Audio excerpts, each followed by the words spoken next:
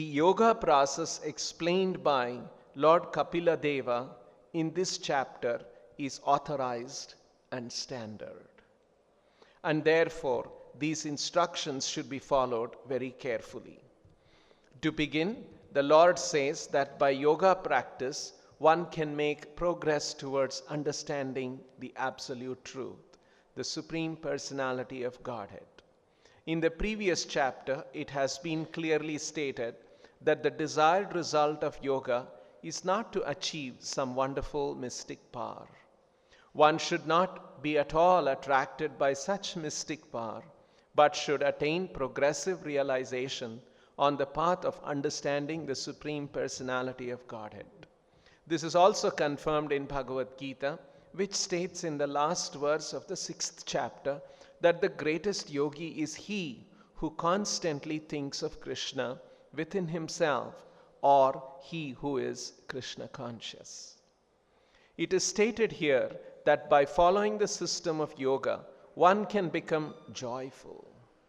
Lord Kapila, the personality of Godhead, who is the highest authority on yoga, here explains the yoga system known as Ashtanga Yoga, which comprises 8 different practices, namely Yama, Niyama, Asana, Pranayama, Pratyahara, Dharana, Dhyana, and Samadhi.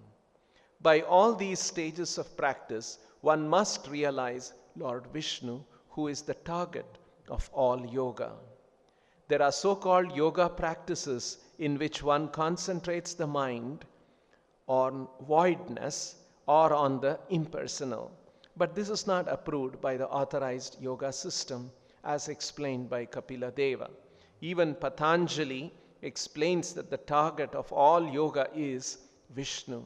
Ashtanga Yoga is therefore part of Vaishnava practice because its ultimate goal is realization of Vishnu. The achievement of success in yoga is not acquisition of mystic power, which is condemned in the previous chapter, but rather freedom from all material designations and situation in one's constitutional position. That is the ultimate achievement in yoga practice. So we have begun a new chapter. Thus far we were reading Kumaras, and from now we will be reading Kapila. The common factor is both are Mahajanas. Kumaras are also considered as one of the Mahajanas.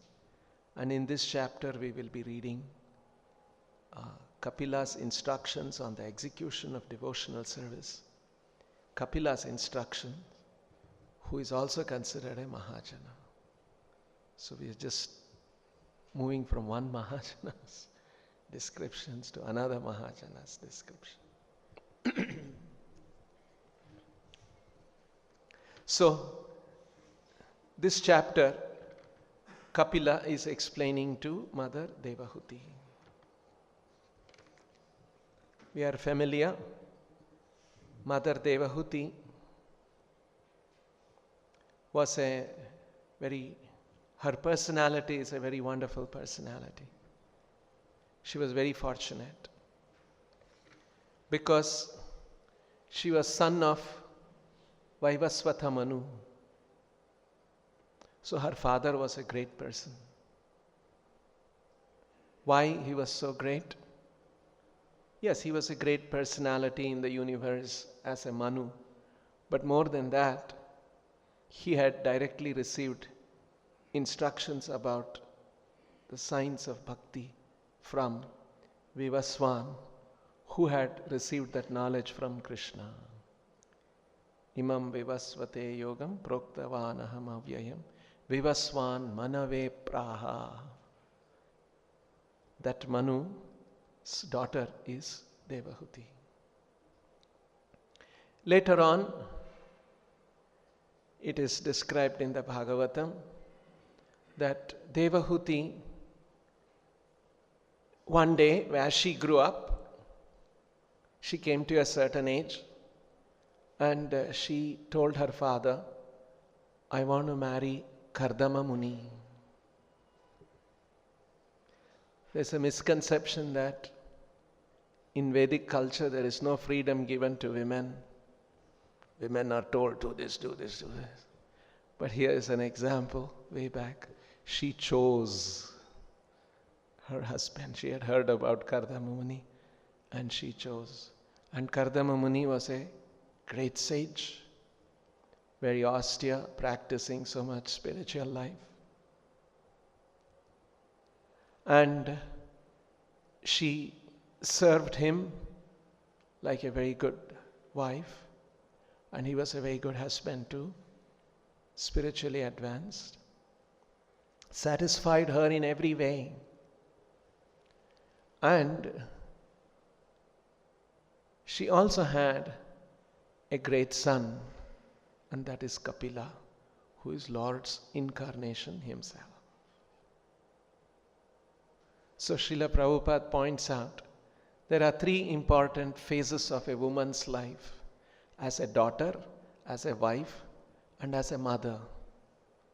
And in all three phases of Devahuti's life, she had a glorious opportunity.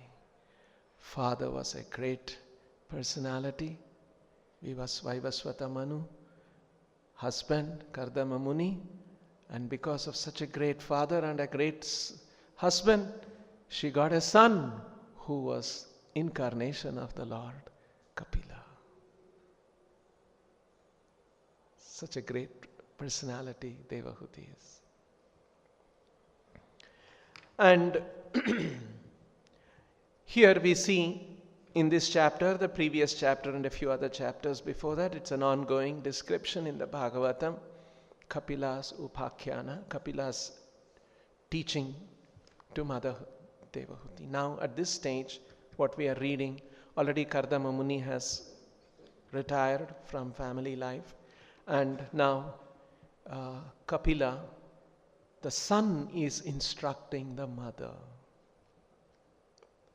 So normally, according to social conventions, mother will be telling you, do this. What do you know, my dear son? You don't know anything. I'll tell you. But Devahuti is not like that. She is ready to receive instructions from her son, because her son, she has seen, is a glorious person, an authority on yoga system. So, Srila Prabhupada explains that it is nothing to do with age, relationship, position in the society. These are not the criteria. Kibha vipra kibha nyase shudra kena haya, Krishna tattva vetta sei guru haya. This was Chaitanya Mahaprabhu's instruction. It does not matter what position, social position, ashrama position. Kibha vipra kibha nyasi shudra kena haya. Somebody may be a vipra, somebody may be a sannyasi, somebody may be a shudra. It does not matter. This was a revolutionary thought during Chaitanya Mahaprabhu's time, when the caste system, social caste system in the country was very rigid. Krishna Tattva Vetta Sei Guru Haya. If he knows Krishna Tattva, Vetta, he is a knower of Krishna Tattva, the truth about Krishna. Sei Guru Haya, he can become a spiritual master. And Chaitanya Mahaprabhu illustrated that in a very wonderful way. Chaitanya Mahaprabhu was born in a Brahmana family. He was a great learned scholar, and he was a sannyasi. But when he met Ramananda Raya on the banks of river Godavari, Ramananda Raya was a householder. Ramananda Raya was born in a Kayastha family, which was considered a Shudra family, and he was a politician. But Chaitanya Mahaprabhu gave Ramananda Raya the position of an instructor, and he took himself the position of a student and asked him to speak about the ultimate purpose of life. Just see. Sannyasi, Brahmana, scholar, taking the position of a student, And who is speaking? Ramananda Raya, who is a householder, politician, Shudra, revolutionary. And Chaitanya Mahaprabhu makes him speak. Of course, Ramananda Raya admits that I'm not able to speak, you are making me speak. Whatever you are inspiring, I am speaking. Because Ramananda Raya was also a great devotee. He was very learned, very, very realized about the ultimate truths, confidential truths of the Vedic literature.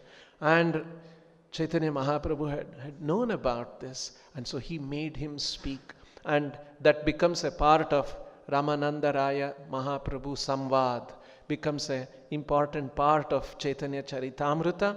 And if we carefully studied that, we see that Chaitanya Mahaprabhu is urging him to go further in the revelation of the higher and higher aspects of absolute truth.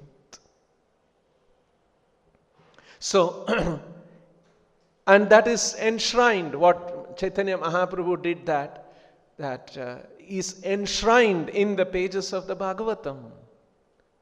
Mother taken the position of a student, and the son taken the position of an instructor, and the son is instructing. So, in this verse, Kapila is saying, Yogasya lakshanam vakshe sabijasya nrupatmaje. Nrupa Atmaje, referring to the Devahuti, daughter of the king. Nrupa Atmaje, you are the daughter of the king. So, now I shall explain to you, Vakshye, Yogasya Lakshanam. I will explain to you the characteristics, the symptoms, the signs of yoga. Yogasya Lakshanam Vakshye, Sabijasya. I will not tell you about yoga some concoction, some speculation. No, sabijasya, authoritatively. What is the authorized, what is the standard understanding of yoga? That I shall explain. Sabijasya nrupatmaje, yogasya lakshanam vakshye, sabijasya yogasya lakshanam vakshye. The authorized understanding I shall explain to you. Mano enaiva vidhina, by that practice of yoga, what happens to the mind? Prasannam. The mind becomes very, very peaceful, satisfied, happy. Prasannam. Yati satpatham. And the mind will become very peaceful, and one will yati satpatham. Sat means the truth, absolute truth. Asat is temporary truth. Like this material world is a temporary phenomena. It is truth, but it is a temporary phenomena. So, not patham, not the path of the temporary truth, but the path of the absolute truth. Yati satpatham, by which one progresses on the path of the absolute truth. The personality of God had said, Shri Bhagavan Uvacha, my dear mother, O daughter of the king, Rupatmaje, now I shall explain to you, Vakshye, the system of yoga, Yogasya Lakshanam, the object of which is to concentrate the mind, Mano Yenaiva Vidhina. By practicing this system, Vidhina, one can become joyful, Prasannam, and Yati Satpatham, and progressively advance towards the path of the absolute truth. Yati Satpatham. And that is why, because this is an authorized description, Prabhupada begins the purport saying, the yoga process explained by Lord Kapila in this chapter is authorized and standard. So this is an important point, that often Prabhupada points out that this is the standard and this is the authorized. Not somebody's opinion, some speculation, something like that. Somebody made up something. No, this is the standard. This is the correct understanding. And this is authorized. See? So we cannot do something, we cannot go to something that is not authorized. Like Prabhupada gave that example. Like say for instance, you want to go from here to America. It will cost a lot of money. It will cost maybe about 1 lakh, 1.5 lakh rupees to get a ticket.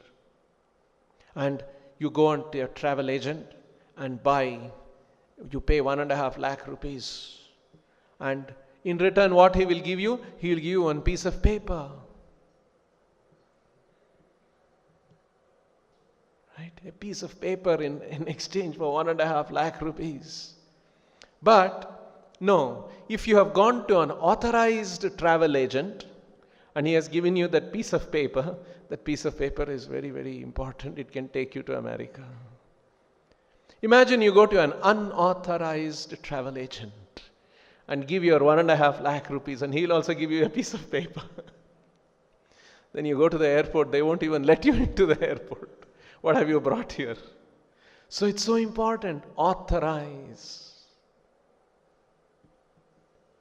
So the yoga process that Kapila is going to explain is the authorized process. Authorized by the Lord, authorized by the great sages, authorized by the tradition, authorized by the scriptures. That yogasya lakshanam vakshye. I shall explain. And the most important characteristic of that is manam enaiva prasannam. That will make the mind very happy. One will become very happy. And yati satpatham. This is very nicely. And another important point here, Prabhupada points out in the purport. Unfortunately today, yoga is a very attractive term. We have an International Yoga Day. Most of the people don't know this sabhijasya yoga lakshanam. They don't know the authorized standard thing. They only think that doing some exercises, that is called yogasya lakshanam. They don't know it is yati satpatham. They don't know it is progressively understanding the absolute truth. Actually, in fact, they have an interest that they do the yoga so that their health will improve. So many diseases are there, ailments are there, which even so many modern medicine is not able to cure. But yoga is very, very therapeutic, and you can get cured so that you can go on with your progress on your asatpatham. That's the so that you can do well with your career, you can do well with your material life and enjoyment and all of those things. And there is no reference to satpatham at all. See? So, here Prabhupada is saying, even Patanjali is considered to be the expert on the yoga system. This is referring to the Ashtanga yoga. That's how in Ashta Anga, 8 angas, Yama, Niyama, Asana. This is what they are all holding on to. Some of them are holding on to Pranayama. Only these two. And Asana and Pranayama for Asatpatham. Yama, Niyama, they have left it. Yama, Niyama means rules. Do this, don't do that. It's all very complicated. Leave those things. Asana, Pranayama, Pratyahara, Dharana. Pratyahara, to draw the senses from the external world to internal world of spiritual consciousness. Dharana, and fixing the mind. Dhyana, and contemplating, meditation, and samadhi, complete absorption. You see how they have dropped all the difficult things. See? So here Kapila is saying, Prasannam yati satpatham. So they have no idea of all these things. But the authorized Ashtanga Yoga process is to meditate on Vishnu and attain Vishnu. And that is why Prabhupada is saying Ashtanga Yoga is therefore part of Vaishnava practice, because its ultimate goal is realization of Vishnu.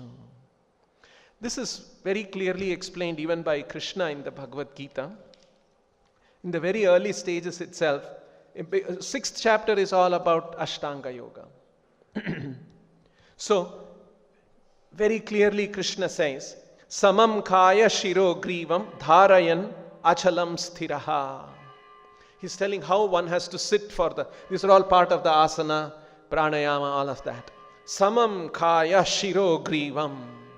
Your kaya, body, shira, head, and griva, neck, should come in a line. So you should sit erect. Right? Dharayan achalam sthiraha. And you should hold yourself in that situation unshaken. Samprekshya nasikagram swam. And you should concentrate on the tip of your nose, nasika agram, tip of the nose. Dishas cha anavalokanam. And you should not seeing in any other direction. Concentrating your sight on the tip. Prashantatma vigathabhi. And one should become peaceful, vigathabhi, free from fear. Brahmachari vrate stitaha. If you want to do Ashtanga Yoga, one has to be strict brahmachari. Grihastha cannot do. Only brahmachari vrata one should do. Manas samyamya, mind should be controlled. Matchittha, and your mind absorbed in me, Krishna is saying. Matchittha. Yukta asita, in this way you should be seated. Asita. Matparaha, completely absorbed in me, devoted to me. This is the way Ashtanga Yoga has to be practiced. Just see how modern day yoga practitioners, they have dropped all of these brahmacharya vrate, all that's out of question. Manasamyamya out of question. Matchitta yukta asita matparaha. Then none of these things they follow. And they are focused on asatpatha.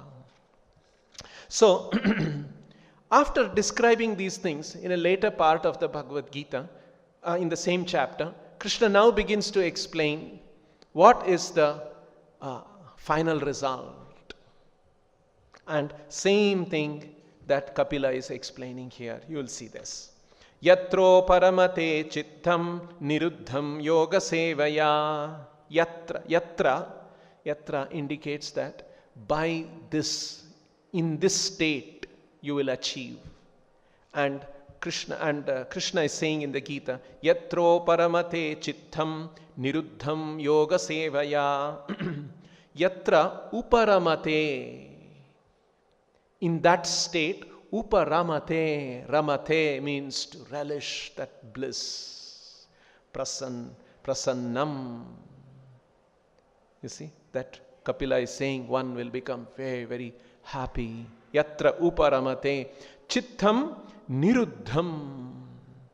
Chittam, consciousness, niruddham is completely withdrawn from material activities. Yoga sevaya, by this practice of yoga, mana enaiva vidhina, by the practice of yoga, prasannam yati satpatham. Satpatham, you will progress on the path of absolute truth. Here Krishna has said, chittam niruddham. Mind will be restrained from the path of relative truth. It's the same thing. Just like Prabhupada gives this example. If you approach the sun, you will become warmer and warmer. In the same way, when you progress on the path of absolute truth, your attractions and attachment to the relative truth will keep diminishing.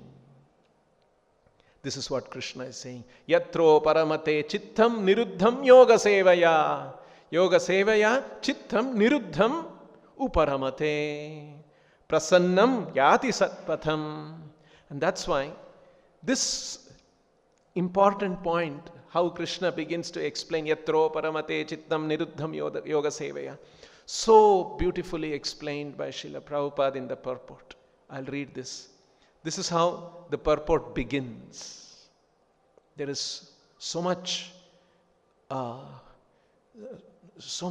nicely Prabhupada captures these things in English language. By practice of yoga, one becomes gradually detached from material concepts. This is the primary characteristic of the yoga principle. So if one is making progress in yoga, the primary characteristic is one should become gradually detached from material concepts. Same thing what Kapila is saying. Mano yenaiva vidina yati satpatham. What are material concepts? Material concepts are, first concept, material concept is, I am this body. For my happiness, I must enjoy through this body, with this body. And to enjoy with this body, I have to pursue wealth, fame, name, power, control, all of these things. And that is life. This is the material conception of life. Actually, we are not the body.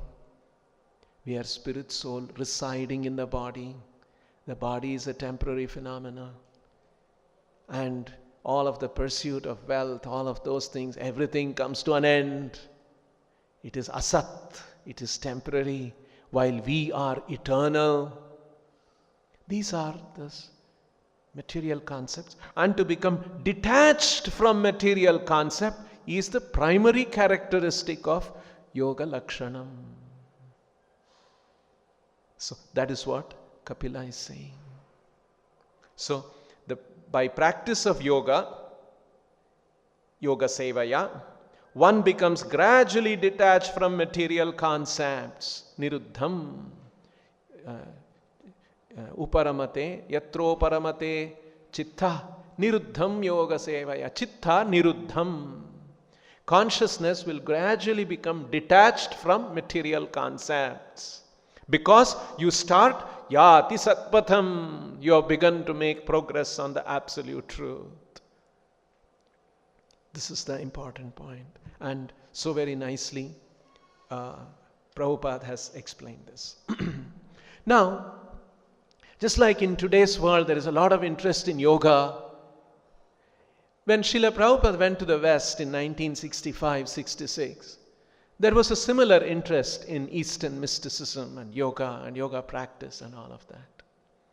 There was in fact a surge at that time. And young people were looking for meaning of life, a deeper meaning of life, an alternate purpose in life than what the great American dream was promising. You make money and enjoy life. That was known as the American dream. And so young people were actually disillusioned by that. And they didn't want to follow that. And that is why in American history, social history, that period is known as counterculture. The period of counterculture. They wanted to counter the standard mainstream culture of America, make money, enjoy life and those kind of things. Because they saw their parents who had made a lot of money, had wealth, had cars, had all the luxuries that life could give them, but none of them were happy. They would be divorced, remarrying several times, and life is in complete disarray. So these young people didn't want to. And those were the first recipients, those were the first students who came to Srila Prabhupada. And they were not so very committed, devoted. But Srila Prabhupada was so expert to get them committed to serve Krishna and take up spiritual practice. And their life was quite unregulated. And they came in touch with Swamiji. They used to call Srila Prabhupada Swamiji in 66. And they would come and meet Prabhupada in the park in New York. Or they would come to the storefront and meet and attend kirtans and classes that Prabhupada was conducting. So gradually, these young people were getting interested. And one of the interesting features that Prabhupada introduced was kirtan, chanting, and then he would give a class, and after that there would be prasadam. And they would be attracted to prasadam which Prabhupada himself was cooking. So, after a few months, September, around that time, Prabhupada soon announced that I'm going to give initiation soon. Initiation is an important thing, Diksha. And he announced. And so many people got interested, and Prabhupada explained what is initiation, all of those things. So on the next day after Janmashtami, September 8th, 1966 was Janmashtami. On 9th, he conducted the first initiation. There were 10 men devotees and 1 woman. 11 of them got initiated. One of them was Michael, and he was living with his girlfriend, Jan, and both of them got initiated. Michael became Mukunda, and Jan became Janaki. So, but then Prabhupada had not introduced any strict rules. They were all living like that, and he had introduced chanting. He had introduced 16 rounds of chanting. So they would chant with a lot of difficulty. 16 rounds. Young Americans, you can imagine. Soon after initiation, Srila Prabhupada sent forth, and he sent word for Mukunda and Janaki to come and meet him. The next day, both of them came. So, Srila Prabhupada looked at them and said, "Oh, Mukunda, Janaki, please come, sit down." So they were, suddenly being called by a new name, right? Suddenly you're called by a new name, and they were amused and they sat down. And then Prabhupada said, "So, now you are initiated, you have to become strict with your vows." So, you know what Prabhupada was getting to. And what is your plan? Prabhupada asked. And they knew that what Prabhupada was referring to. And then, so Mukunda said, "Swamiji, is there no love in Krishna consciousness?" Because he's living with his, girlfriend, and they love each other, and there's no love in Krishna consciousness. So Prabhupada said, "No, there is. And that is why I'm asking you, why don't you get married?" Just see what Prabhupada was doing. Because he had taught the principle that illicit relation with women is a forbidden activity, and it is not to be practiced. And so he was trying to get them married. So Mukunda looked at Janaki now, and they looked at Swamiji and said, "Yes, we are ready. So we will arrange your wedding very soon." And they were happy. I said, "When, Swamiji?" 2 days from now. You see, Prabhupada wanted to get them together quickly, get them married quickly. So 2 days from then, the marriage ceremony was arranged. So Prabhupada said, you should call all your relatives. Prabhupada is thinking it's like Indian system. Call all your relatives. I don't think they're going to come. They're all different places. In 2 days they cannot come. So anyway, call whomever you can. And then 2 days later the marriage was fixed, and a marriage ceremony, and Yagna Kunda was created, and just like the initiation Yagna. And Srila Prabhupada got busy for preparing the marriage feast. And single-handedly, from morning till about afternoon, he cooked in the kitchen 15 items for the feast. Enough for 40 people. Just imagine.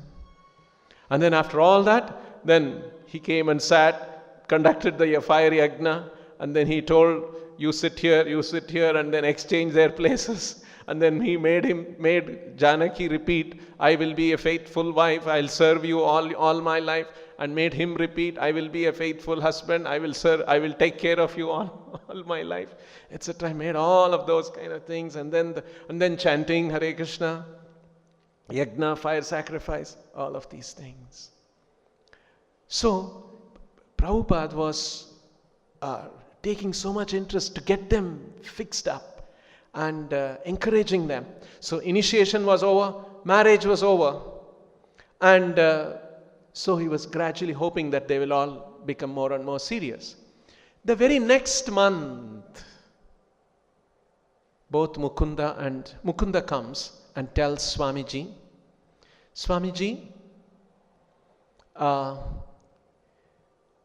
I've decided to go to India. So you can imagine what Prabhupada must have thought. If he goes away to India, I got him initiated, got them married, getting them to become fixed up in Krishna consciousness, goes to India, what will happen? Just like these, some Westerners come to India looking for spiritual life, and where they go? Haridwar, someplace.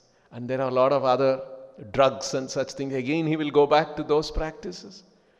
Naturally, Prabhupada was very concerned. He asked, so when do you want to go? Swamiji, in next few days. Oh, few days? Already have a ticket? Yes, Swami, already bought the ticket. He and his wife, both of them wanting to go away. You see, that's the situation they were in. So Prabhupada was very concerned. What will happen to them? What will happen? They don't know, they're just young. They don't know the importance of serving the spiritual master, association, chanting, reading, hearing Bhagavatam. They don't know those things. And they have made their plans. They cannot be independent. They have to consult the spiritual master. Where all those kind of things? So they have made their plans to go to India looking for spiritual life. So then Mukunda asked Swamiji, is there anyone you want me to meet in India? You have any acquaintance? Prabhupada said, yes. You can meet, and he gave one name, so-and-so, some Sharma. Where? In Old Delhi. You have his address? So Prabhupada said, yes. And he opened he had a trunk, and in the trunk he had a small book. He opened that and gave his address and all of that.